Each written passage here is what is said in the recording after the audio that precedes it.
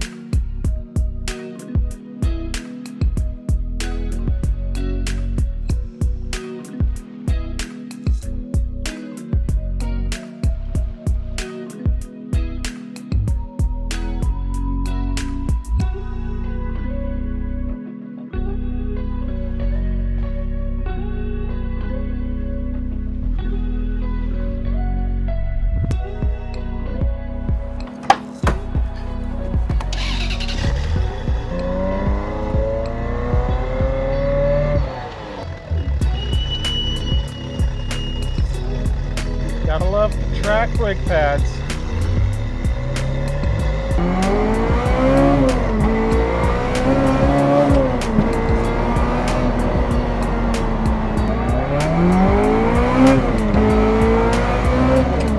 Yeah, I think that clutch is slipping.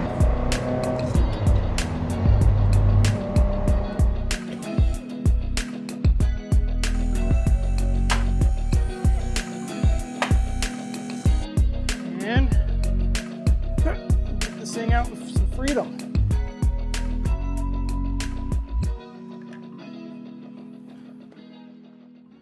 Now I know you guys are excited to learn more details about this 355, but before I show you the car, I wanted to give you some more details and insight to why the car came all the way from Houston, Texas up to Seattle to get this major service done. Now, this car is a viewer's of the channel, and he watched me work through that 99 F355 that I did a major service on. So we did timing belts, but we found the bad valve guides, pulled the heads off, did a top end rebuild. And after watching that series of videos where I worked through that car, he really liked my attention to detail and really just the way I worked through everything. So he got in touch with me, and we started talking for a while, and he decided that he liked my work so much that he wanted to ship the car all the way up here to have me go through and work, really comb through the car, make sure it's good. Now I can tell you that I take a lot of pride in what I do. I definitely view it as more of like a craft rather than just turning nuts and bolts. I feel that there's a small bit of artistry to it. It's something that I'm always trying to get better at, not just the stuff that people can see, but the stuff people can't see. And as a technician, I think that's the biggest compliment I can get, where someone's gonna ship me a car from that far away to have me work on it because they like what I provide. It is definitely a big compliment. I'm very flattered by it, and it actually is kind of nice because I like working under a little bit of pressure, and now I have some pressure to deliver a result that's gonna make this customer happy that he brought the car all the way out here for me to work on it. So with that, let's talk about this car, because this is easily one of the most unique 355s I have ever seen. If you guys are familiar with 355s, you're gonna see a lot of parts on here that kind of make you wonder, is this a challenge car? I mean, we have challenge speed lines.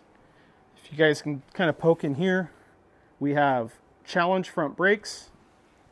I think probably the most obvious thing right here is this is, yes, a factory part. This is the factory Ferrari Challenge rear wing.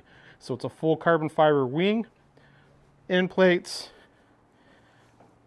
standoffs. This car has some pretty rare parts because there is not a lot of challenge cars. I can tell you looking around, this car is sitting very low. It's on challenge coilovers. If you're peeking in here, you can see that it has a roll bar. We have our challenge grille, which a lot of street cars have, but this one is badged to challenge. So it begs the question, is this a 355 challenge car? Now, before we discuss that, little known fact, I think fair known fact, 355s actually came as a street car from the factory to dealerships, and you ordered a challenge kit, and the dealer installed that challenge kit to the car to make that car a challenge car. So it wasn't really till the 360s where they came from the factory as a challenge car, and it kind of progressed through the years where 430 was similar, 458 was kind of a stripped out road going car that the factory made a challenge car. And it wasn't until the 488s where those were actually a very specific bespoke race car based off of a 488 platform, where all the previous cars before that, say 458 and older, were essentially a road going car where all the ECUs and interior were stripped out, the safety equipment was put on, the different suspension, and it was a challenge car. I say this as it's very easy to reverse engineer those cars. So for a 355, they were just straight normal road going cars that got converted to challenge cars. As for this car is not a challenge car. It has a lot of the period correct challenge parts. So what I can deduce so far is it has the challenge coilovers, it has a challenge front and rear sway bar on it, challenge rear wing. We can't really count the challenge grille.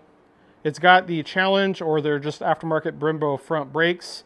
And it does have, it's a shame you can't see it, but this is a carbon Kevlar challenge front bumper. It has the factory rear bumper, and you can tell because this is a US car. We have our side micro lights here, which the US cars have. And since this is a challenge bumper, there's no side marker lights. And I have looked up on the back side, and I can tell that it's a carbon Kevlar bumper. So it has a lot of good challenge parts on it, but this car is not a challenge car. This is a regular road-going 355 that either the previous owners got a good deal on a lot of the challenge parts, or they pieced them together and accumulated them over the time. And you might be wondering why. Why'd they do this? Well, this particular 355, which I will say is a 95, this car has just about 62,000 miles on it. It was a private track toy. This car has pretty much lived, from what I understand, the most of its life as a track car, not a street-going 355. From what I understand and what I've been told about this car is it had, at one point, all of the interior was stripped out of it and it was a bare shell, so it had different seats. We can see we have a roll bar back there, which this is actually different than a challenge car because a challenge car actually has a roll cage that will come forward and has much more structure to it. This is just a roll bar that comes back here. It bolts down about where our lower seat belts are, and up here where our seat belts are. But this car had no interior. I think it had fixed bucket seats in it. It probably had a different steering wheel. If I take you in the trunk, all that interior was stripped out. So this was actually just a bare bones, get rid of anything that didn't need to be there, get rid of all that extra weight, and let's take this out on the track and have a blast. Which I think is absolutely awesome. That's what these cars are built for, and it's definitely not a garage queen car.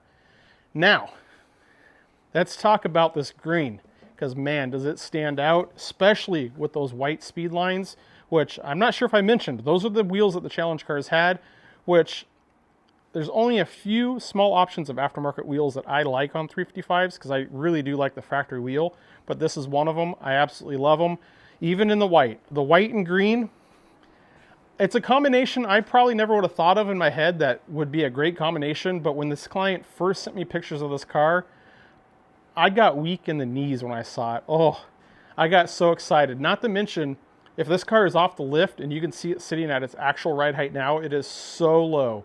So incredibly aggressive. It just looks absolutely awesome. And I gotta say that the green with the challenge wheels, the roll bar, and the rear wing, yep, that's a bit controversial because some people are gonna love that thing, some people are gonna hate it. But I think for the overall vibe of the car, the overall look, I honestly don't hate it. I think it looks the part, and knowing that it was a dedicated, committed track car, it makes a lot of sense. And I really do think it looks very good. Say if this was a factory road-going 355 that didn't have as many challenge parts, I don't think personally I would add this rear wing on. It's already here, so I don't hate it. I think the fact that the car has so many other challenge parts, it ties the rear wing in where it all makes sense. And this thing visually looks exactly like a challenge car, minus some hood pins. We've talked about it. It has a lot of parts on it for a lot of track use. This car is green. You're probably wondering what shade of green is this car because you probably haven't seen many 355s in this shade of green.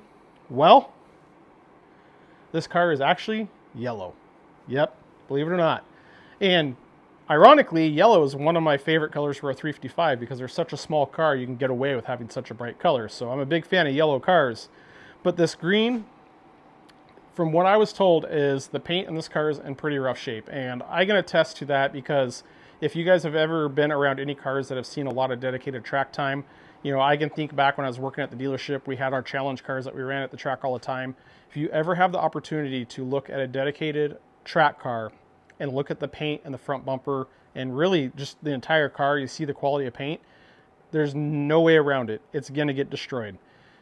Track use on the car is incredibly hard on the paint, even the windshield, and that's because you have so much debris, so much rubber slag hitting the car at such high speed, and it just chips everything up and starts to destroy it.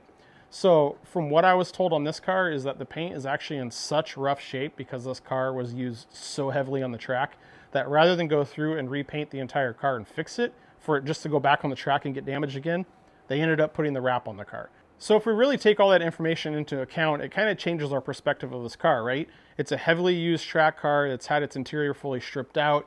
It's seen a lot of track use. That was its primary focus. It has a lot of the challenge parts. So this car just doesn't only look the part, it was actually put together and built for the part. So we mentioned it earlier that this car is here for its major service or its timing belt replacement. Now, unlike my last series of videos, I've actually already gone through and done my pre-service test drive on this car, and I've also gone through and done my pre-service inspections. So on my pre-service inspections, obviously we run through and do a full mechanical and cosmetic inspection of the car. We notate anything that is deviated, but I also run through and run an emissions test on the engine. We run a compression test on the engine. I smoke test the exhaust manifolds. I smoke test the intake track, scan the car for any errors, and really just deep dive into the car to get a good idea of its mechanical health. Now, before we start talking about what this car needs mechanically and its overall condition and the items I found during the inspection, let's take a peek at a road test that I took last week on the car, and that'll give us a better idea of its overall health, condition, and how the car is running.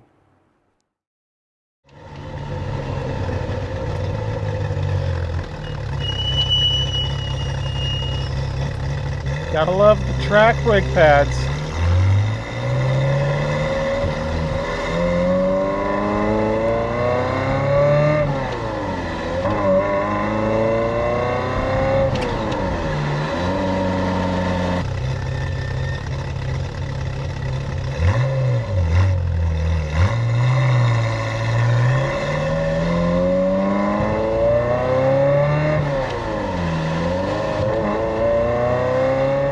So I did take the car, we had to throw some fuel in it. It was pretty low, but also we're gonna have it running a lot during a service, so I didn't want to have to have it run out of fuel while I was in the shop.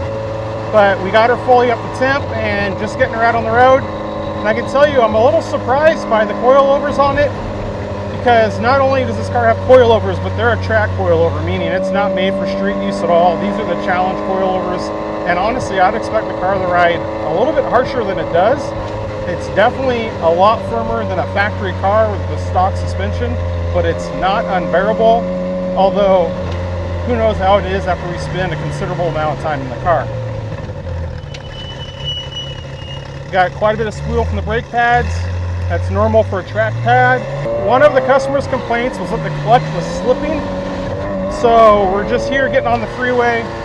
Looks like traffic is good enough, the road's dry enough. We'll stretch the legs out on this car, get it up in the high RPMs, and see if we can feel anything abnormal with that clutch.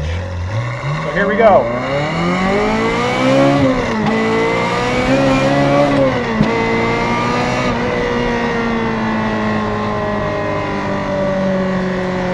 It just might be. It also felt a little low on power. Felt like it should have had a little bit more there. Car track's pretty decent. 5th gear, 6th gear.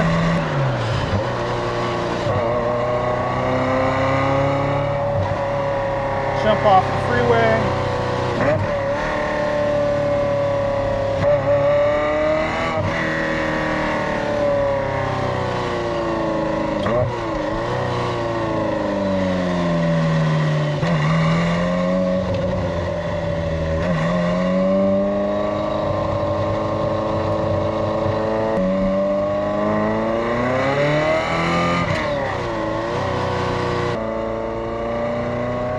So normally I have 2 test drive routes I typically take the cars on. I have one that's substantially longer than my shorter route, which we're currently on right now. And the reason I'm taking the shorter route is because this car is very new to the client. I think he said he's only put about 30 miles on it since he's gotten the car. So considering that and the history of the car that I know, with it spending so much time on the track, I really didn't want to venture too far away from the shop. I want to keep it kind of close. We'll do our initial drive, get a good evaluation of the car, and then on the tail end of the repairs, we're going to have the car on the longer drive. But not to mention, this car came all the way to us from Houston, Texas. So we're going to put more than my standard test drives on the car when I'm done with it, because the last thing I want is to ship this car back to the client and for him to have a problem. So we'll be seeing this car with a lot more drives on the tail end of our repairs.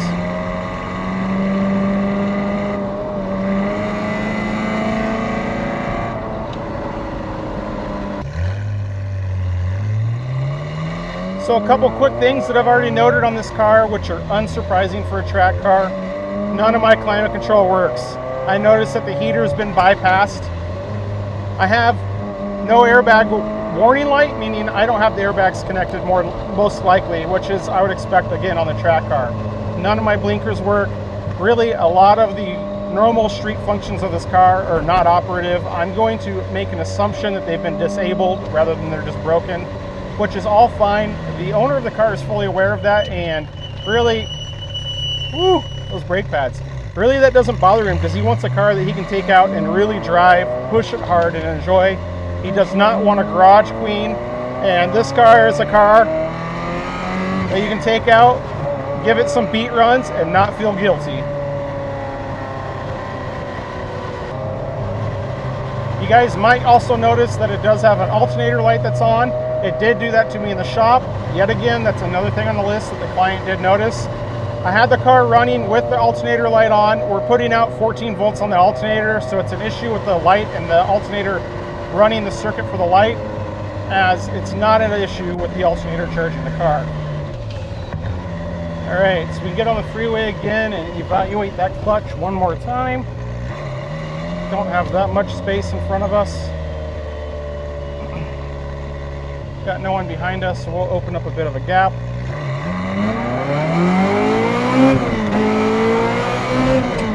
Yeah, I think that clutch is slipping.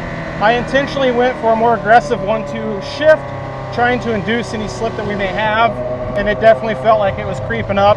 And it also explained why it feels a little low on power, because we're not getting all that power down to the ground. We have some clutch slip. Easy enough while we're doing the service. We can get that bell housing off, we can inspect the clutch and evaluate its health and life.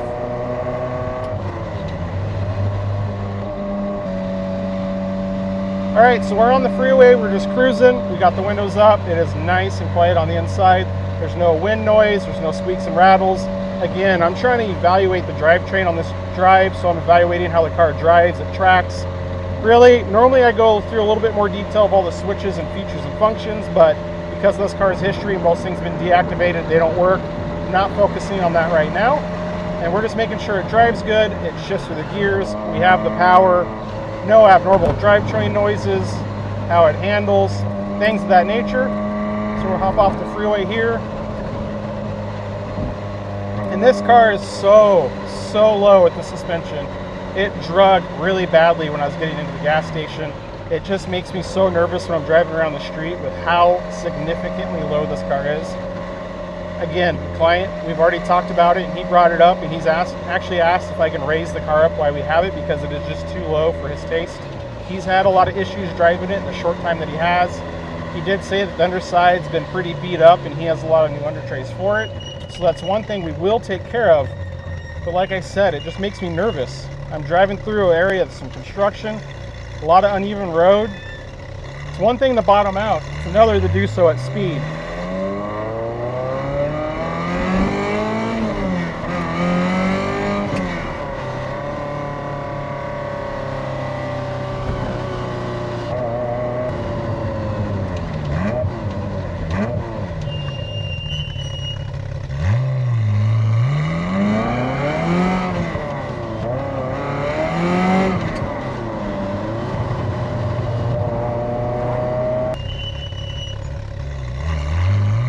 Might be worth taking a look and seeing what kind of brake pads are on this car. typically a track-oriented compound, it's really hard to get rid of any brake squeal or noise. If it's a more gentler street compound, maybe we could chase after that if that's something the client would want us to do. But there is a significant amount of noise coming from both the front and rear brakes.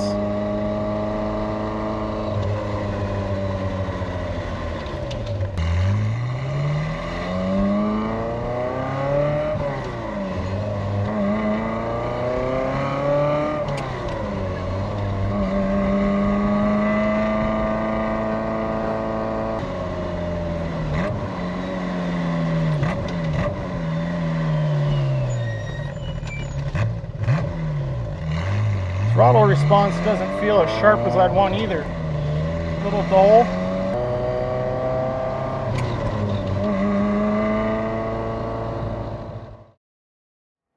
So we're back from the road test, and I also have the benefit of already having the inspection on this car completed. So I know the health of everything on the car and really a bit more information about some of the things we noted on our test drive. Now, before we talk about what I found in my inspection and what we noted on the test drive, I will say that the client and we talked about this before he even sent the car to me. He's only interested in having me work through the car mechanically. He's not interested in having me work through the car cosmetically or functionally, like in the interior. So there is items in the interior that do need work, and he is not worried about that. He does not want me to go in to address those. Those are things that he's going to tinker with and work on himself. And he's really just wanting to maximize my expertise on the mechanical stuff that he's not able to do himself while the car's up here, and he's going to take care of the rest. I'm saying this because we're not going to talk about any of that stuff. We're going to be focused purely on the mechanicals of this car this time. So let's talk about our test drive. The car, it felt a little bit low on power. It just didn't really feel like it had all the power that it needed. There could be several factors on that. Camshaft timing can be contributing. The clutch slipping could be contributing on that. So really, that's just one more thing we're going to notate. We're going to go in, dig deeper on the engine. We're going to be verifying the cam timing. We're going to take care of that. We're going to be cleaning the injectors. We're going to take care of that.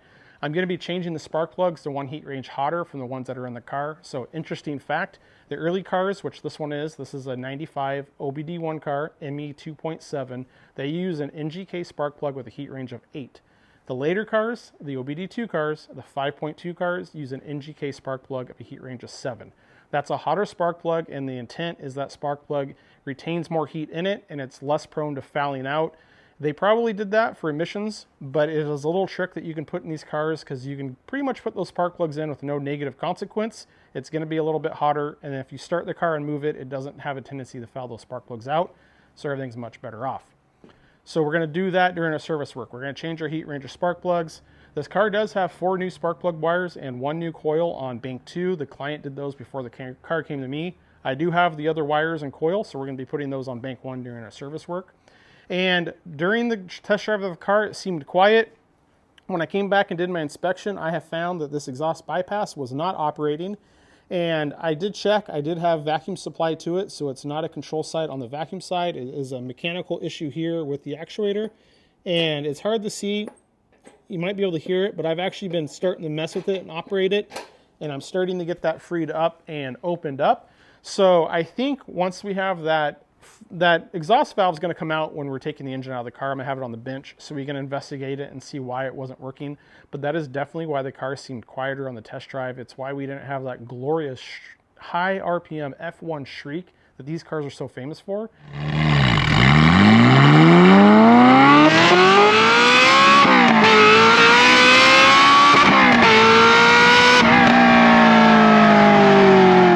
I mean, this car sounded good, but it didn't make us buckle in the knees like it should have. And that right there is why. This bypass where it merges the exhaust is the key to why these cars sound so good. It essentially acts like an X-pipe, and it is just perfect. The client did not know that that was not working, and he thought this car sounded great. He has never experienced this car with that exhaust bypass valve opening. We're going to fix that, and I can't wait to hear what he thinks of how the car is going to sound with that working. So that one's pretty easy. Clutch slipping. I do think the clutch is definitely slipping, and that's also part of the reason why I probably felt like it was low on power.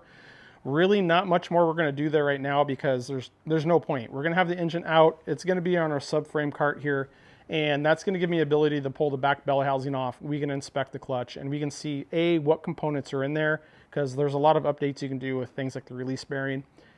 This car has a lot of challenge parts. Does this have a challenge ceramic style clutch in it? Is it an organic street clutch? Is it a resurfaced aftermarket clutch? We don't know. So before we make a decision on the path forward, we're going to take that apart and look at it. Once the engine's out of the car, it's super easy to get that off. So we're just going to kind of pause on that. It's something we talked about. We kind of have a rough idea what we're doing there. Our starter, let's talk about our starter. So when I got the car, a couple of times it would not start. I'd put the key in the ignition, I would go to crank the car over. You would hear the solenoid start to engage, you would get nothing back here at the starter.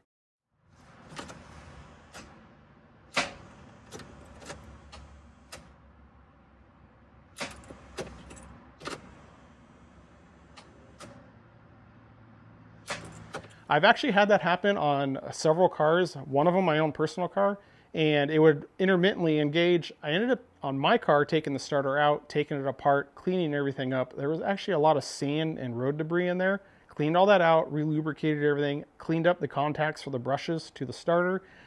That was like 4 or 5 years ago. Never once have I had a problem with it ever since. So a lot of times as these things age, you get a lot of resistance on your contacts through your brushes. You get a lot of dirt and grime in there, and that starts to bind everything up, and the starter can't overcome it. That's why it's an intermittent problem, and typically a very temperature related problem, because I noticed when the car was cold I had this problem. When it was hot I did not have it.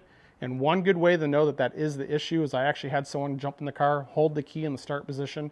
Nothing was coming from the starter.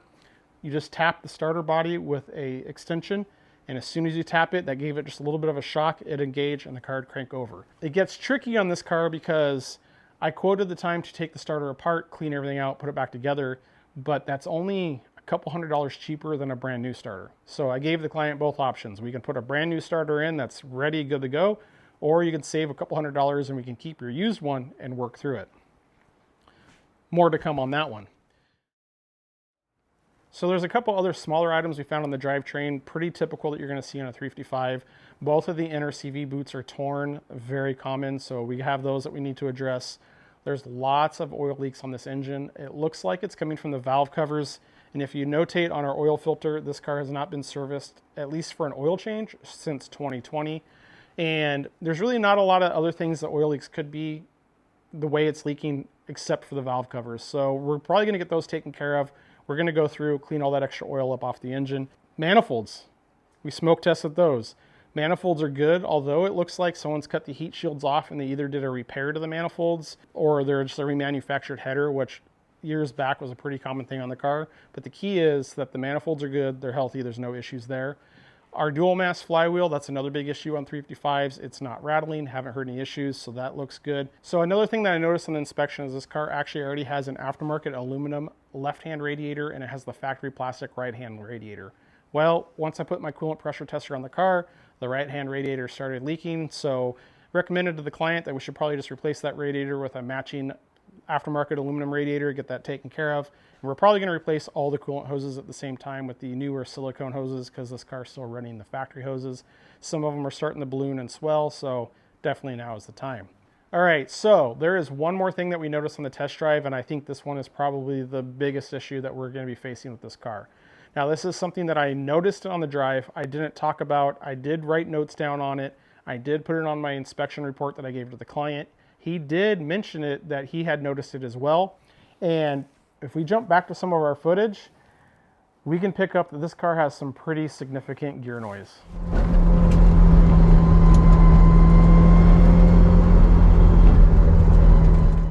Yeah, that is not the noise you want to be hearing when you're driving a car, especially a 355. Now, I notated it on my inspection, and when I talked to the client, he actually said, yeah, that's right, I did remember hearing that noise. Now, this is his first 355, so he mentioned I wasn't sure if that's normal for a 355 or maybe this car had been modified with a straight cut gear set. And I told him that I wasn't aware of any straight cut gear sets that were available for 355s. It doesn't mean that it's not a possibility, but I don't think that's the case. And I was a little apprehensive about the noise, but since we're going to be dropping all the fluids out of the car during the major service, I said, let's just pause on that for a second. Because when I checked the transmission oil level, it was very full, but the fluid was very dark, but you're just looking at it on a dipstick. I said, let's drain the fluid out of the car. Let's take a look at the drain plug. Let's take a look at the fluid. And that's kind of really going to steer the direction we should be going with this transmission. Well, the car is on the lift and it's dry, meaning earlier today I went through and drained all the fluid from the car. And that means I've drained the gearbox. Let me show you what we have. So we have our gear oil here, and you can see how incredibly dark it is, and I hope that this camera picks it up. But if you guys can see the just sheer amount of metal that's in it, and you can see at the bottom of this pan how it's like a thick sludge down there, just sliding down. That is not the signs of a healthy gearbox whatsoever. That is very alarming, very concerning. The bigger issue, let me bring you guys over here and show you our drain plug. So we have a considerable amount of metal that's metallic on that drain plug, which is not a good sign. That's not great news. So we find ourselves in a situation that is absolutely not ideal. We had that red flag pop up when we noticed that gear wine on the test drive. Our gear oil is completely contaminated with metal, extremely dark, very poor condition. Not to mention the amount of debris and contamination we have on our drain plug. Things are not looking good. They're not healthy for that transmission. And honestly, moving forward, I'm going to talk to the client, but I'm going to recommend that we take that transmission out of the car, separate it from the engine, pull the faceplate. We need to get inside of it, get a visual inspection, and get a better understanding of what's actually going on inside there, because everything's pointing to the fact that something's starting to give on that transmission, and we need to get that repaired so that way it's not a problem later on down the road for them.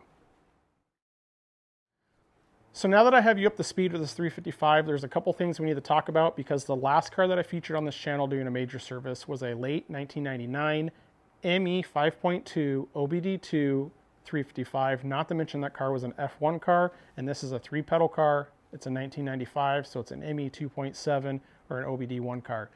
I say that because I did a play-by-play on removing that other engine on that 99, and I'm not going to do that on this car because it's really the same thing. What I would like to do is discuss the differences of removing the engine from this 2.7 car as opposed to that later 5.2 car. Now, when I'm saying 2.7 car, I'm referring to our engine computers, or NCMs, which it's sitting right here on the back of the car, and this is for the other side.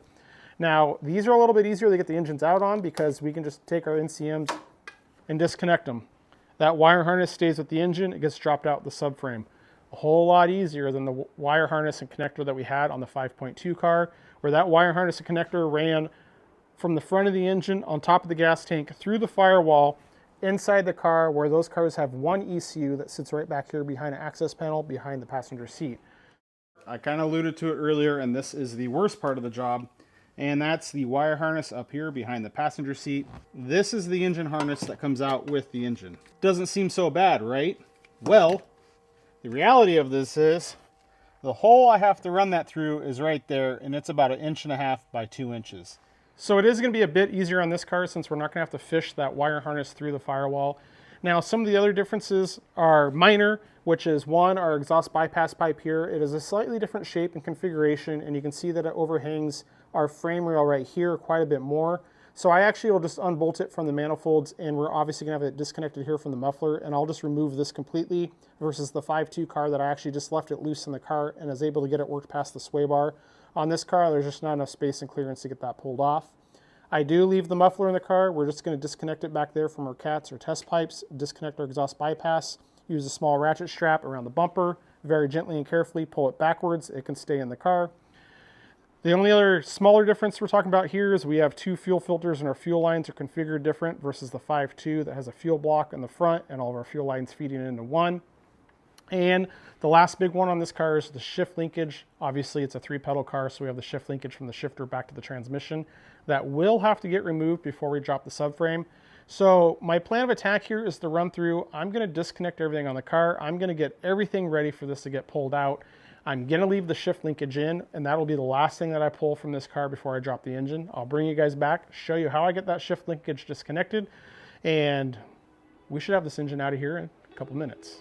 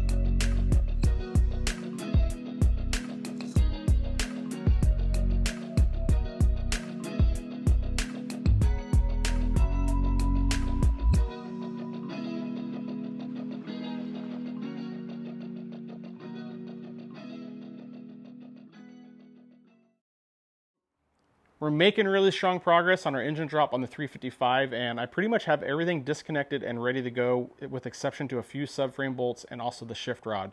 So once the car is up in the air, I'll get underneath of it, and we're going to talk about the shift rod in a bit more detail, and I'll show you what we need to do to get that disconnected so we can drop the drivetrain out of the car. But before we do, I just wanted to take a minute and kind of recap really what we did back here, what's disconnected, and also the differences of this car since it's a 2.7 versus the 5.2 car that we did last time on this channel. Now, the start of the disassembly on the top side is pretty straightforward. Just pop the air boxes off right off the top. That's pretty quick and easy, each individual air box. Now, there should be a heat shield that sits right underneath the air boxes above the muffler on these cars, and this one is missing, so that's something that I've talked to the client about. So you'd normally need to get that removed. Then once your air boxes and heat shield are out of the way, you have room to work the exhaust. You're going to disconnect the exhaust where the Y pipe meets right here to the muffler, and then also down here on each side for the header. Now on this car, I should have showed you, but when that Y pipe sits in here, it stops right about here, and you can see this bar right here, which is actually part of the chassis or body of the car that's going to stay with the car, not part of our subframe that's coming out with the engine. So since that Y pipe is sitting so far over, we actually need to completely remove it from the car because there's not enough room for it to clear and get out. That's one of the big differences, because on the 5.2 car, the Y pipe is actually more in the shape of a W, where this one you can see is a very much so prominent Y. It's a radically different shape, and it's a lot shorter here, but it's also more difficult to actually get out of the car with the engine in the car.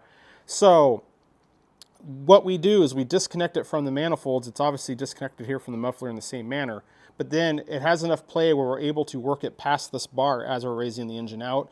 Whereas on this 2.7 car, we can just physically remove the entire Y pipe from the get-go and not have to worry about it. So it's a bit easier. Once we have all of that out, you can see that we have the NCM wire harness here disconnected, and I just kind of tuck it in right here with the sway bar.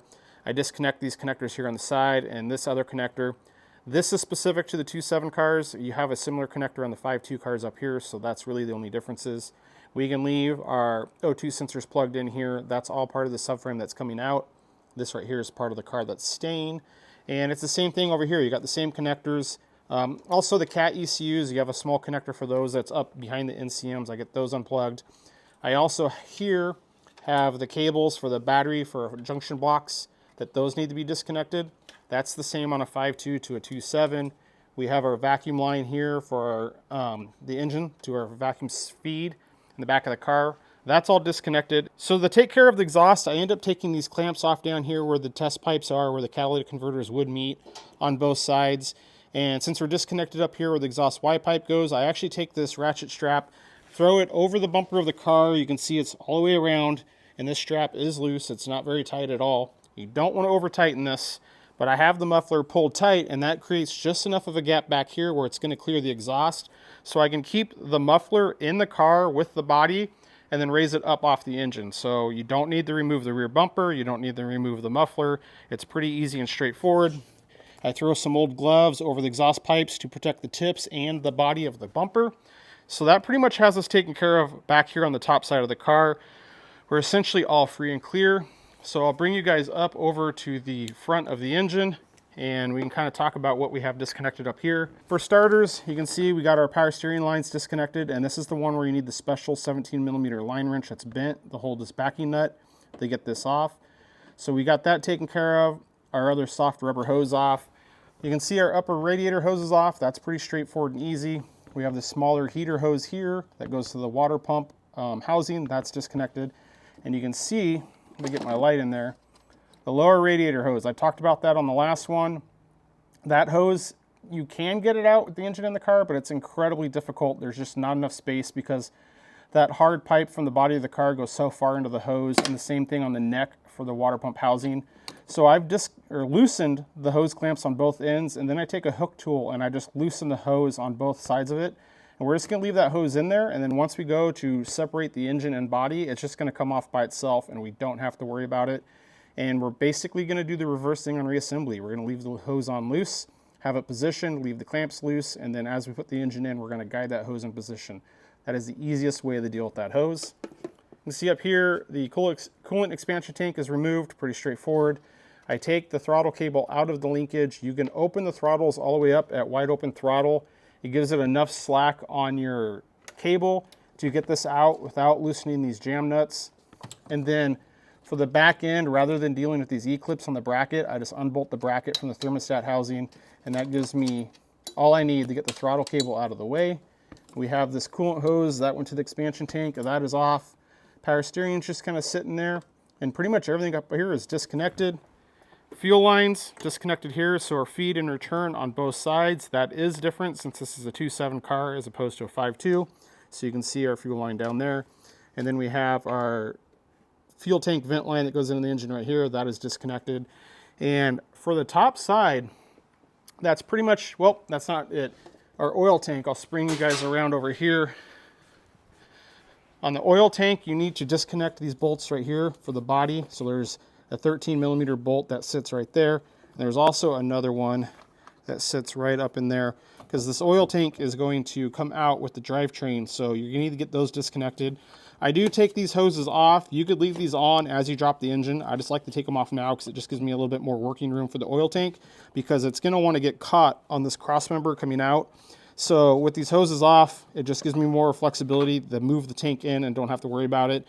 And I'm gonna take these off anyways once the engine's out of the car, because I'm gonna remove the oil tank from the subframe. So it just do it now, makes it a little bit easier. And I think with that, that is pretty much everything that comes to mind that we have disconnected up here on the top side of the engine. So I'm gonna get the car raised up. There's a few more things to talk about, and then we'll actually get to that shift linkage. I'll show you guys what needs to happen to get that removed. All right, so over here in the left rear wheel well, it's pretty straightforward. We have our speed sensor here that we need to disconnect. It actually sits up here in this housing. I just have this wire moved over because that's going with the subframe. So we disconnect that. We have our clutch line and our brake line from this junction block. We need to get those disconnected. You can see I like to cap my lines off to minimize the dripping and leaking. Also, we have the parking brake we need to disconnect here and get the cable pulled out of the subframe, which is sitting back under the body. Now, on the last series of videos, I talked about how I like to take this and zip tie to this bracket, because if you leave this cable loose, you can push this cable in and it actually will end up disconnecting the hook on the cable to the mechanism in here for the shoes and the parking brake. And then you're gonna have to end up pulling your rotors, your calipers to get all that put back together and reassembled. And is what you'll find is you'll have a parking brake that will not be adjusted properly and will not hold the car. This one's not zip tied because frankly, the parking brake on this car doesn't work, and it was actually maxed out of adjustment. They had these adjusting nuts as tight as they could actually get them, and the parking brake's still not working, so that could be exactly what's wrong with it. It's one of those things I noted on the inspection, already talked to the client about it, and we already planned on pulling these rotors and investigating that a little bit further during some of the other work. So there's no point on me doing that zip tie to try to prevent that, because we're going to be inside there anyways. But if your parking brake worked really well on before disassembly, do put some zip ties in there to keep a little bit of tension on this cable. Makes things a lot easier for you in the long run. And that's pretty straightforward there. I will say on the front engine plate bolts up there, I have all of them removed with exception to these two right here. So we're going to remove these once we have the car sitting on our subframe cradle. But the other full 4 bolts are removed from there for now. And I do that because once the car is on the ground and on the cradle, it's hard to get to them all. So when the engine's up here, I have a lot of access. I take those 4 out. These bolts are still remaining, so we're going to wait to take these out once it's on that cradle. Same thing back here for this subframe bolt and this bolt. So it's just those 4 bolts on each side, leaving 2 remaining on either side that we're going to leave in preparation. Once it's on that cart and the weight is sitting on it, we will remove the rest of the bolts. So come around. Again, we already talked about this. These like V-band clamps are disconnected. Our exhaust temp probes are out of the exhaust. These are on the body. This is coming out with the engine. So that's taken care of. Same thing over here on the other side. That sensor, same thing here. We got our speed sensor that was sitting up there. You can see our connector. Now this side's a little bit different because we have just one brake line over here. Obviously no clutch line. You need to remove your wiring for your oil temp sensor, and also this ground wire, which commonly gets forgotten. This ground wire actually bolts on to the oil tank right back over there with a little 8mm nut. So you need to get those disconnected and this off to the side. This hose here, it's connected to the oil tank. I'm gonna leave that connected for now, and then I'll just disconnect that once that's out of the car, because it's just a lot easier to work with everything. It's such a large nut. I think it's like a 46mm. This hose that goes down to our oil cooler, I actually take it all the way off. It just makes it a lot easier. There's just one small O-ring here. It's really inexpensive. It's 2 bolts. So I unbolt it here and then disconnect it from the oil cooler and just get it out of the way. It's just preference, but you can leave it on the oil cooler, or I should say disconnect it from the oil cooler, leave it on the oil tank and take everything out. And then our upper hose here, it's just disconnected. I'm leaving that on the oil cooler. And this is where I was talking about those vent lines right here, these breather lines. As we drop this engine, we're gonna have to get this fitting over this bar. It's gonna wanna get stuck on there. So we're gonna have this tank pushed in as far as we can. So having these disconnected just gives me a little bit more adjustment and room to get that taken care of. So the oil tank sitting in there, that's pretty much ready to go. And really the same thing. We got the 4 bolts. You barely can't even see them up here. We just have these 2 bolts remaining. So I have this lower bolt and the top 3 bolts all the way out. Pretty much in preparation for dropping it. These bolts are still here, same thing back there. So that's pretty much everything that comes to mind. I might be forgetting something, but that's a crash course of what we all have disconnected here. And actually, there is something that comes to mind. Get up under the car, our AC compressor. So I've evacuated the AC. You can see I disconnect both AC lines right here at the compressor because I have far more working space to get those disconnected, as opposed to the junctions that are right up here by the radiator. So we got those disconnected as well. And that leaves us with our shift rod that we have to talk about. Now, we have to remove the shift rod completely from the car because this right here is the body of the car, and you can see that they have this hoop right here. If this bottom section did not exist, we could just unbolt it up there from the shifter and have this come out with the subframe. But they put that in there. So, because of that, we have to remove this rod. You can also see that it goes through the oil pan here. Essentially, is what I'm going to do is I'm going to end up coming up here. I'm going to take this bolt off right here to disconnect it from the shifter, and then I'm going to disconnect it right here from the transmission. Now, there's not a lot of room to wiggle this rod, so you would think that you would just be able to slide it out.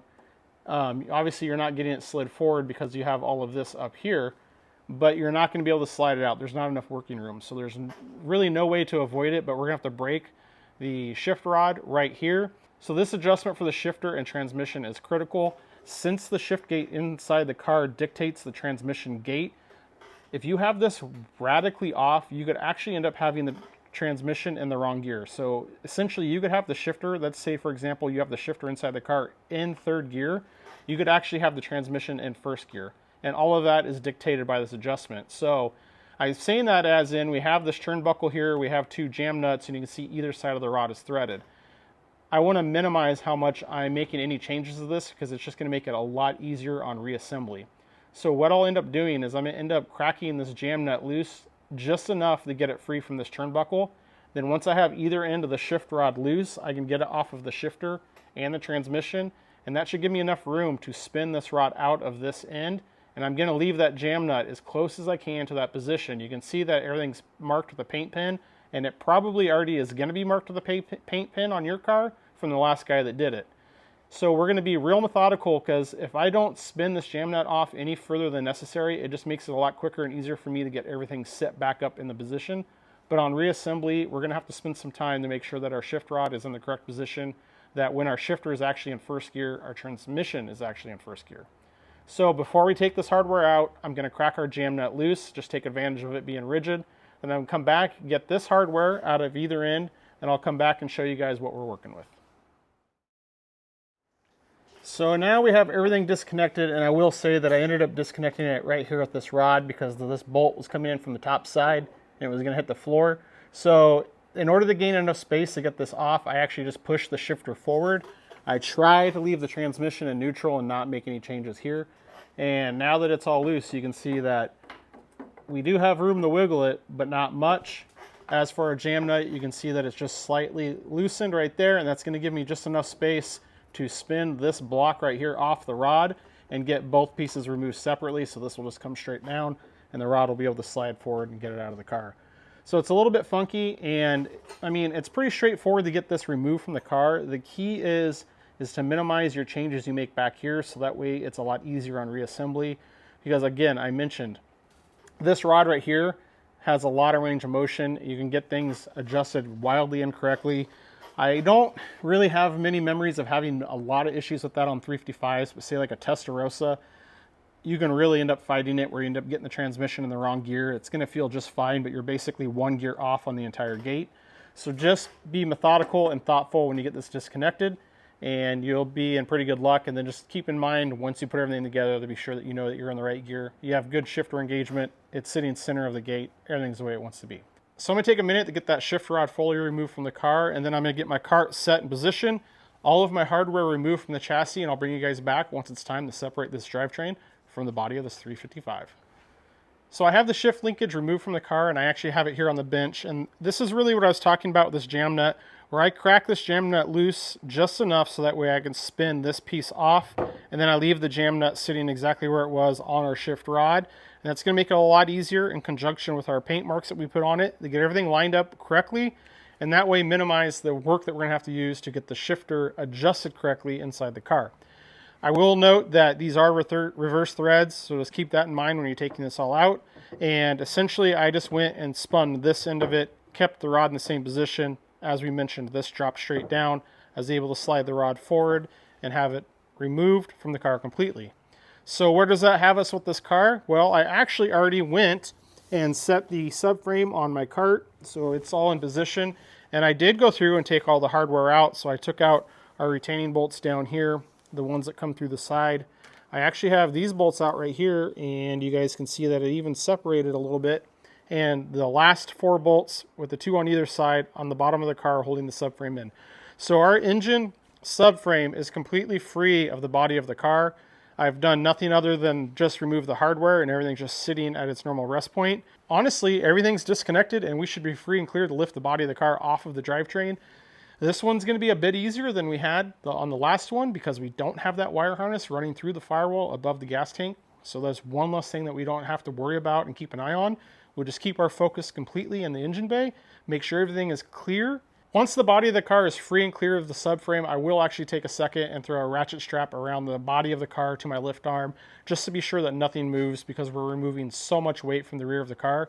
Typically, if you have the car on the lift, well balanced and positioned well, it's not that critical to do that, but it's just extra security. It's a small peace of mind, and it's just something that makes me feel it makes me sleep better at night and feel better that I know that the car is secure and I don't have to worry about any imbalance issues. It's time to sit you guys down and get this drivetrain dropped out of this 355. Give everything a double check. So I already have my subframe cart underneath the car. All the hardware from the engine's loose. It is ready to come off. All I should have to do is just raise the body of the car up off of it. And we'll see if it works as planned. A little bump. Get our oil tank clear of the frame rail there.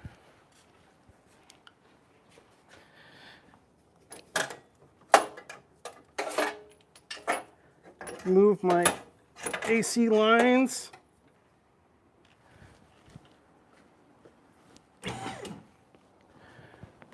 Coolant hose came off. Throttle cable is clear. Oil tank is clear.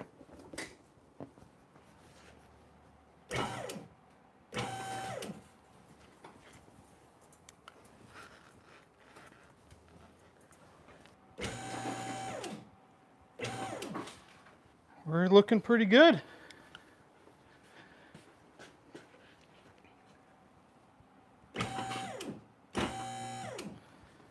See how balanced we are.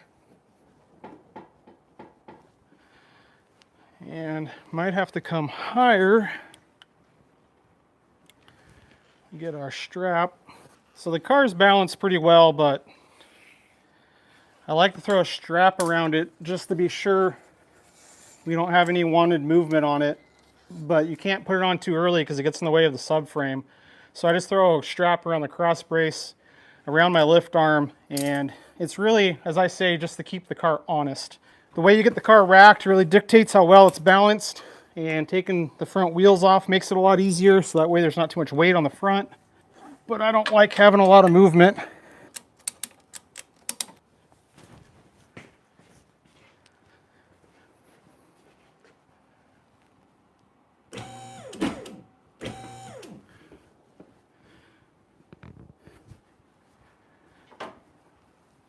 remove my power steering hose. The hose clamp got stuck on the nipple on the coolant hose.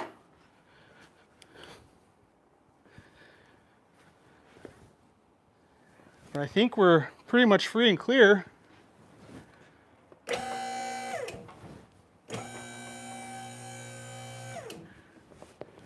We should be good.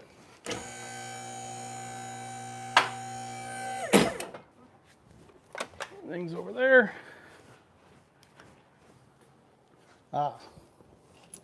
We're set. Home free.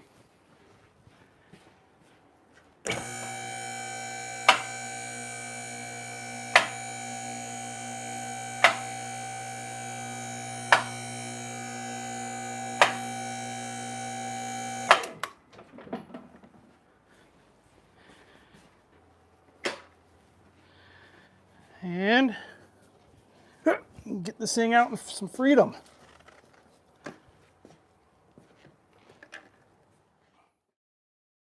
So I was able to successfully remove the engine and drivetrain from our 355, but that was actually a first for me. Not to remove the drivetrain from a 355, but I actually decided to live stream the engine removal from the car. Figure I've never done anything live on YouTube, so I figure why not? It would be fun to do. I had everything set up and ready to go. And the best part about it is the owner of the car was able to jump in and catch it live, which was perfect timing. And I think that was pretty cool for him to be able to see it real time, the engine coming out of his car. Just kind of a fun little thing that I found enjoyable, a free little feature that I was able to give him. And well, as you guys can see, it is out of the car. Car's still up in the air and everything is exactly how it was from once I rolled it out of the car. So we still have the oil tank intact, and this is what I was talking about on these hoses. With leaving them all disconnected, it just makes it a little bit easier to work the oil tank because you have to push this tank in quite a bit. So that way this fitting right here on the tank does not end up catching on the inside of this bar right here. So you don't have to remove or disconnect these hoses to get the engine out of the car, but we're going to take the tank off anyways right now, and I have a lot more access to get my last fitting off. So I just need to break this off, and once this is off, I can lift the tank off the subframe and it's free and clear for us. But you guys can see our coolant hose here, it stayed on the car as expected, even though our inner clamp here is loose. So that is exactly what we were hoping for, and I talked about it before. When you reinstall this engine, you need to have this hose on pretty much exactly like this, so that way you can reverse what we did when we removed it. We can get everything slid back in as we're getting the engine back into the car. And on this car, you can see that there is a lot of grime on the front of it. These power steering hoses are very old and hard, so I think that's the majority of our oil leaking up here. There's a lot of buildup on our power steering pump. It's really bad up here on our timing covers.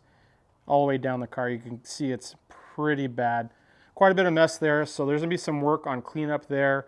I already did talk to the client. I have recommended that we replace some of these hoses, but once I got the engine out, I found a new one. So I have seen this before sometimes, cracked camshaft covers.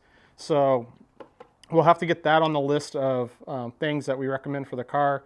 You know, it's a kind of functional, kind of cosmetic. Right now, it's really, you would think it's only a cosmetic issue, but if this deteriorates further, we don't want it getting into the belt and causing any issues. Now is the time to get this replaced. You don't want to kick that down the road. Got a good view. The finish on our valve covers looks really nice on this car. They have been refinished because on the spark plug covers, they refinished those where the ribs and the wording on it is not down to the bare aluminum. It's still powder coated or painted, whatever they used. So that's another thing I'll talk to the client about and see if he wants me to get that extra finish off to kind of give it that factory look. But I have to grab a light and show you guys. You can see how just dirty and oily it is on the valve cover, which kind of continues the trend down at the side of the engine. So just a lot of dirt and grime on this car, which I noted when we did the inspection, and I actually just told the customer that if he was okay with approving a couple extra hours of labor and some brake clean, I'll go through and get everything on this engine cleaned up, get everything looking the way it should, so it's a lot cleaner and nicer. Bring you around, now that we have good access, you can see kind of right here on this heat shielding for the manifold, this is where they've been re-welded. It's kind of hard to tell. They cut it and they've welded these manifolds back together, so you can see real good right there. There's either a repair or rebuild done to the headers, and everything seems great. We did smoke test them, there's no leaks, but the only thing I don't like is It looks like the fiberglass or fabric heat shielding that encapsulates the headers inside this heat shielding from the factory was not put back in. So although these do have the factory heat shields, our overall ability to protect everything from heat isn't as good as it was from the factory. And speaking of, I think that's why we have issues with our alternator. If we peek right back here, I'll get some light for you guys. Right on the top, you might be able to make out some writing on the alternator right back up there. So I think this alternator has been rebuilt before we have the flashing alternator light on this car again. And my guess is, if you see our manifold is sitting right above the alternator, the lack of heat shielding or insulation that was in the heat shielding that's been removed is causing excessive heat on our alternator, and that's probably why it is failing again. So there is some aftermarket heat shields that I recommended to the client that we put on there to address to hopefully help minimize that problem down the road. But other than it being very dirty, everything looks pretty well sorted. We're not worried about the spark plug wire routing. We'll tidy that up when we're going back together. And we got a good view of our challenge coilovers here. And we can see that these things are almost as low as this car can go. This car is the lowest car, the lowest Ferrari I've ever had to work on. It is incredibly low. Got our gearbox back here, and really is what we need to do is we have our pumpkin or our bell housing here for our clutch and flywheel. And during a road test, we noted that the clutch is slipping. And because of the history of this car, because it has a lot of challenge parts, I need to get into the clutch and see what's really in there before I make any recommendations to the client. I want to see what type of clutch is in there, because the challenge cars use like a ceramic puck style clutch versus the street cars, which is an organic clutch. I also really want to see the release bearing, because it makes a big difference on my estimate if this car is still running the factory style release bearing or if it's been updated to a Hill engineering release bearing. So items like the release bearing and the clutch have a big impact on the overall estimate for what we're going to do to rectify this clutch issue. So rather than just take a guess at it, it's so easy to get this bell housing off. We're going to pop all the hardware off, pull the bell housing off, inspect the clutch, see what's in there. That way we can be much more educated when we talk to the client. On top of the clutch, there's a few other things I want to take a look at now that the engine's out and we have much better access. I mentioned we're going to pull the oil tank off. That's going to give me a lot better access to get my spark plug wires back off, get my spark plugs out. I'm going to run a leak down test on this engine. Now I do know that this engine has already had valve guides put in the head. It's already had a valve job done, so we should not see any problems with it. The compression test was strong. It was equal. Again, I don't expect anything wrong with it, but it's so easy to run a leak down test now that the engine's out of the car. There's no reason not to. It's extra information, and I have seen a lot of issues with 355s lately. So it's just, like I said, it's an extra couple 10 minutes to run through and to get that test knocked out. So I'm going to get the leak down test done. We're going to get the clutch pulled apart and get a look at that. I'm also going to pop off our secondary air one-way valves right here on both sides. We're going to make sure that they flow only in one direction and not the other. Very simple test. It's easy to do. So we're going to test those. And then I might try to get a borescope in through the plenums into the throttles and look at the valve guides. But what I want to look at is actually the back side of the valves and see if there's any oil contamination on them. Likewise, for the exhaust, I want to do that as well, because one of the things the client mentioned to me is he noticed that the car smoked on startup, but he also did mention that he put a lot of the Berryman's fuel additive in the car and it was virtually empty on fuel. So the ratio of that Berryman's to fuel was radically off. I have filled the car up with fuel. I did start it, didn't notice much smoking, but I just want to be sure that the valve seals are good. So if I could get a borescope up into the exhaust and get a look at the backside of the valves, make sure that there's no oil running down the valves and that everything is healthy in the heads. That's kind of what we're looking for. So a lot of these checks I'm doing, I'm not necessarily looking to find a problem. I'm actually going through all this work to look to verify that there are no problems. We have such great access, the engine's out. A lot of this work really takes a couple minutes since we have everything right here in front of us. In my eyes, there's no reason not to. I want to be thorough. I want to get this information. We have good data we can give the client. That way he knows the actual status of his engine, the health of his engine, and not so much worrying about where it is right now, but he has more of the peace of mind for the long run if we can look at everything and determine that everything is good. I think we're going to turn our attention to the clutch first. We're going to get this bell housing off and get our eyes on the clutch and see what's going on in there.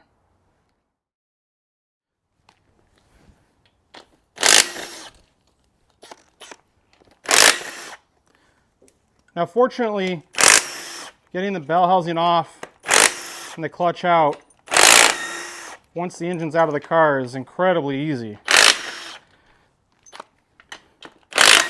Just a matter of zipping all this hardware off.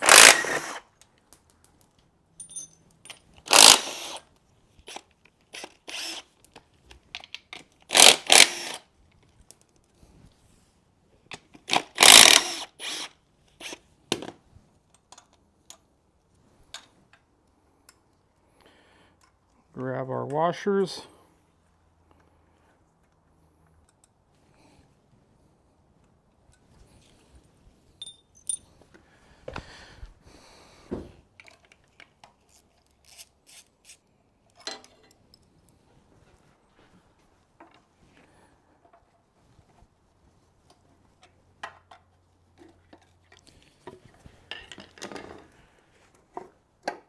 There we go.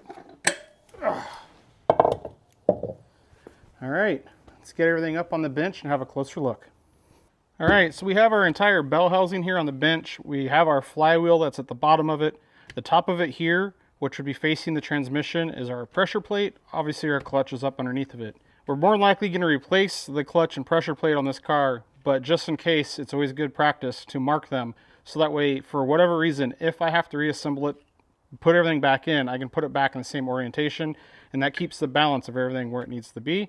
There already was an existing red mark over right there on the flywheel, and there was a small yellow mark there on the bolt, but I just went back and added my own marks. And this is going to be pretty straightforward. We're just going to loosen our flex plate up, or our pressure plate, and just kind of work ourselves around so that way we're not putting the springs at a big bind by doing one bolt all the way at once. So we're just going to slowly work ourselves around until we have all the pressure up. And I can feel the springs moving here with my hand as everything's starting to release.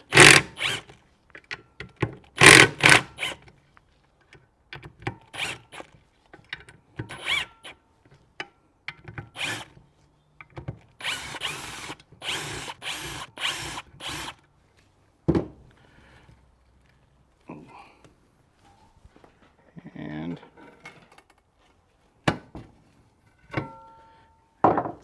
pressure plate off. Looks like we got one that's still in. There we go. And what do we have here? That does not appear to be a factory clutch. And that's what we were looking to find. Look at the heat marks from this flywheel. Right around the outside edge. And you can almost still see the machine marks here on the center. That is interesting. Well, we're going to have to give this a good look over, and I'll bring you guys back here in a couple minutes.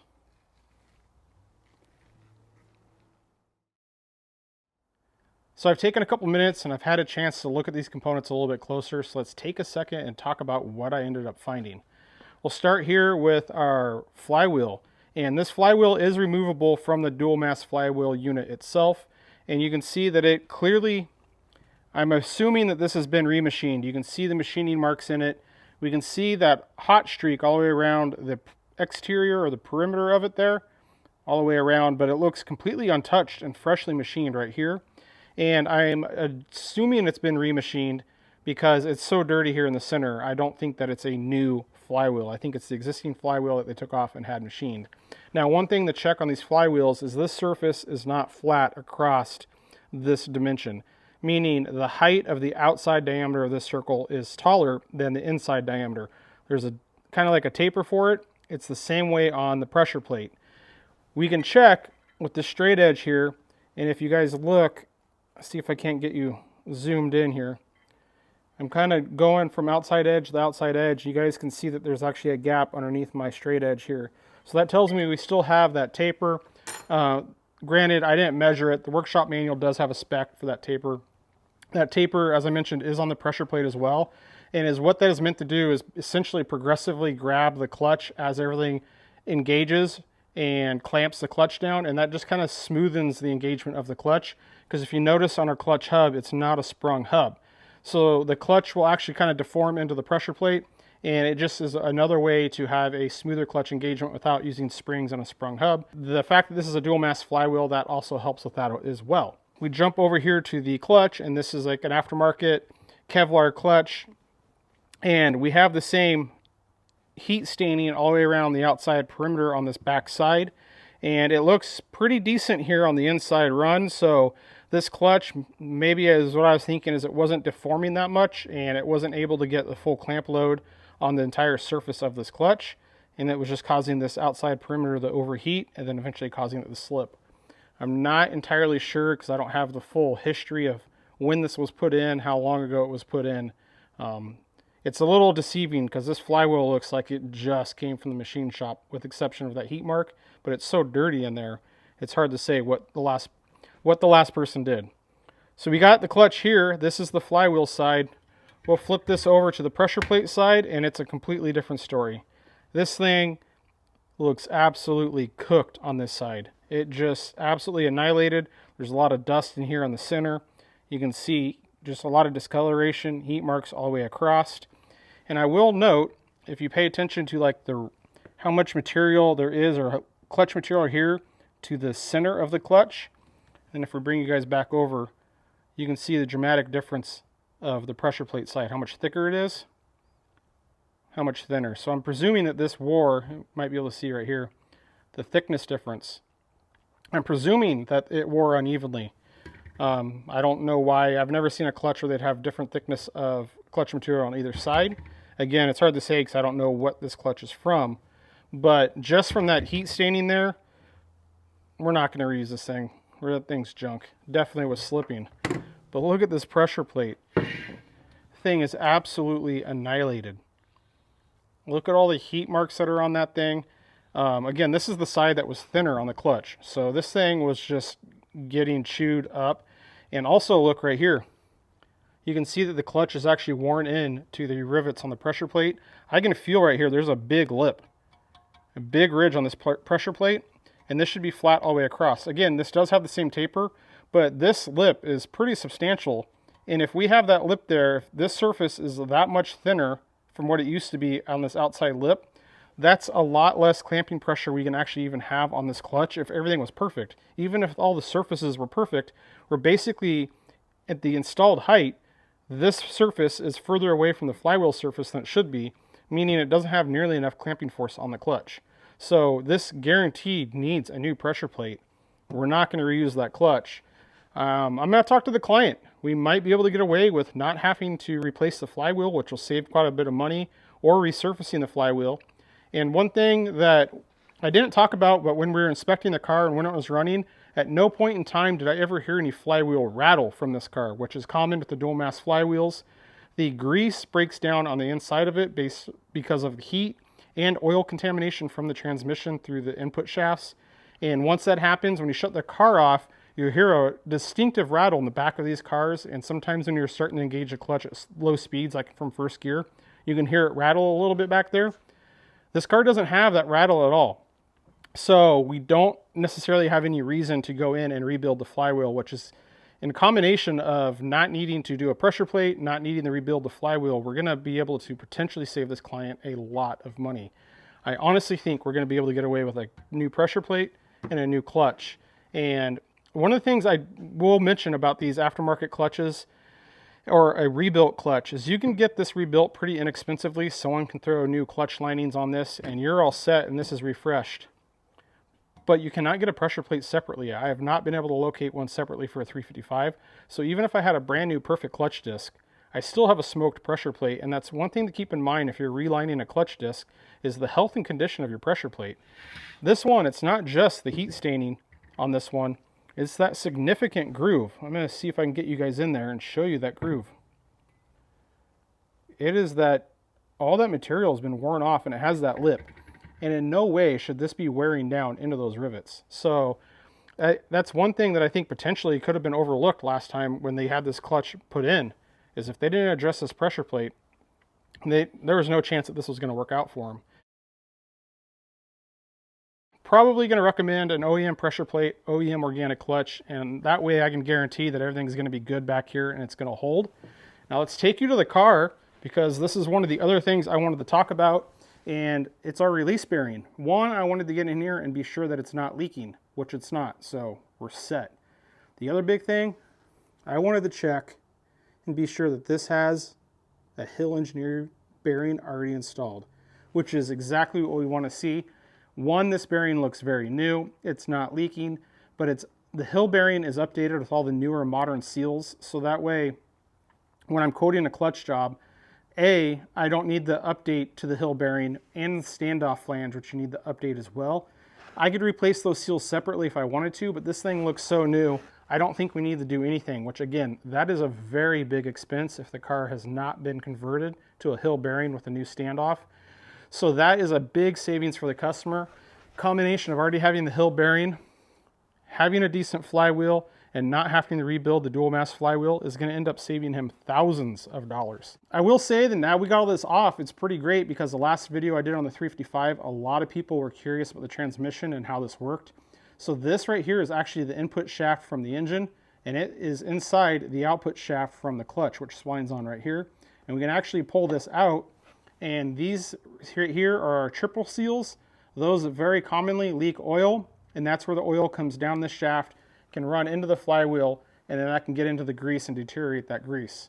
So pretty much anytime you're here, you're going to want to replace these, and you can replace them with the factory seals. They're a Teflon part, and they're an absolute bear to get stretched over the shaft into their grooves without damaging them, and then compressed again so that way you can slide everything back in. There is also aftermarket Viton seals, which are a lot easier to install and I think are a better option in the long run. Anytime you're in here, just replace those. They're inexpensive enough, and you want to be sure that you don't have any leaks. There's also an O-ring up here that you're going to want to be sure to replace. There is some other O-rings and hardware behind the flange and seals, but again, everything in here looks pretty new, and since we're not going to have to do anything with the release bearing, I think we're going to let that be. It's looking good back here, and we can save the client some money, which I guess is a bit of a silver lining considering we have the pending situation with the gearbox and the really poor condition of the gear oil that we found. I got that information that I need. I think I'm going to set you guys down. I'm just going to go and cruise through, get the oil tank off. I'm going to check my non-return valves, and then I'm going to get our leak down test performed. That's going to be able to get me wrapped up tonight. I'll have all the information that I need. That way I can report back to the client, have the conversations with them, and that will give us an idea of the final scope of work that we need to do to the car, where I say final scope of work, where we can take all the things that I found with the car, what it's going to actually cost, and then we can start making a priority list of what we want to take care of and what we don't want to take care of. It's hard to make that priority list and go into doing that when we didn't have the known facts with this clutch. And also we have to have that big conversation. I've not talked to him yet about the transmission. We're going to have to talk about that. Kind of case in point, in order to talk about the transmission, he needs to know all the information about what he's going to be looking at for a clutch and all these other repairs. That way he can look at the big picture of what the total expense of the repair bill is going to be on the car. So I'm going to get those last checks and tests knocked out on the engine real quick tonight, and then I'm probably going to hold off and wait until I talk to the client, and then I'll bring you guys back and we'll recap the work that we've done so far, and also what our path forward is going to be with the remaining work on the car.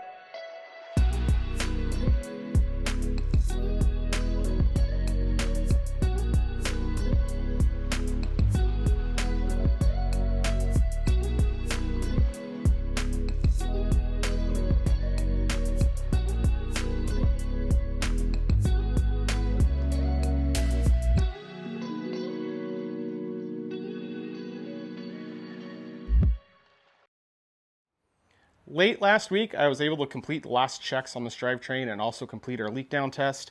I'm happy to report that both of our exhaust non-return valves, they're functioning fine, so we don't have to worry about anything there.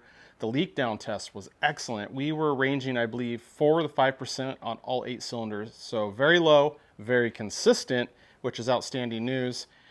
We did go and already cover the clutch. We got that all talked about. So I really have, for the most part, everything on the engine torn down. There might be a few more things that we see along the way as we go a little bit further, but I was able to get everything collected, all my data gathered, and off to the client so that way he could see what we're recommending that we should be doing on top of the major service, why the car is here. Now, I was hoping to have that list all compiled and ready to go so we could talk about it, but the truth be told, this client is working on a pretty tight budget, and we're trying to maximize what I'm going to be doing to the car and what he can do once the car returns back to him in Houston. It's not going to be one of those situations where the car comes in and I'm going to be addressing every single thing that we found. We're going to have to be very strategic, trying to maximize his budget, maximize the advantage that I'm here and getting the things that I'm more suited to get done, and the things that he can take care of himself. Because of that, we're going back and forth a little bit, just trying to fine tune the estimate to get it where he wants it. And that's preventing me from really discussing and running you guys through what our overall scope of the work is going to be on this drivetrain or this 355 in general on this series of videos, which honestly, I don't even know what it is. I have an idea right now, but I don't know what we've finalized. So I think what I'm going to have to do, guys, is we're just going to have to wrap it up here, because I'm out here actually at the beginning of my day now, and I'm going to get started on the complete teardown of the engine to get into the timing belts. So I need to get started on pulling my intake plenums, my belt covers, all my ancillary belts, the valve covers, and getting all that taken care of. So since I'm going to cover all that on a fresh video, I think we're going to wrap this one up for now, and we'll see you guys back out here next week for the next video on this 355. I just wanted to give a special shout out to all the channel members. I appreciate you guys' support. Thank you very much. You guys know the drill. Be sure to like, share, subscribe. We're going to have plenty more videos on this 355. A lot of great content coming your way. As always, guys, thanks for watching. Appreciate your support, and we'll see you on the next one.